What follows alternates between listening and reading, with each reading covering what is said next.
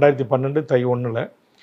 அப்புறம் கட்சி தொடங்கிய பிறகு இன்றைக்கி நான் சுதந்திரமாக இன்றைக்கி எந்த ஈழ பிரச்சனையும் பேச முடியுது, சாதிவாரி பிரச்சனையும் பேச முடியுது, 10.5% பேச முடியுது, கட்சி தீவும் பேச முடியுது, தமிழ் சமூகத்தின் அத்தனை வாழ்வுரிமை சிக்கல்களிலும் சுதந்திரமாக நான் பேச முடியுது.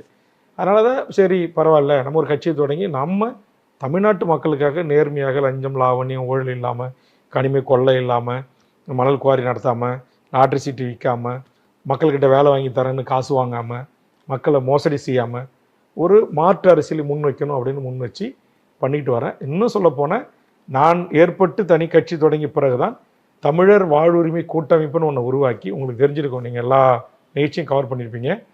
ஒரு தமிழ்நாட்டில் எந்த ஒரு அரசியல் கட்சிகளும் அமைப்புகளும் செய்யாத வண்ணம் எதிரும் புதிருமாக இருந்த தமிழ் தேசிய சக்திகளையும் திராவிட இயக்க மேடையில் கொண்டு வந்து இனப்படுகொலைக்கு நீதி கோர்றதுலேருந்து தமிழ்நாட்டுடைய முக்கியமான பிரச்சனைகளுக்கு லட்சக்கணக்கான மக்களை திரட்டி தமிழக வேலை தமிழருக்கே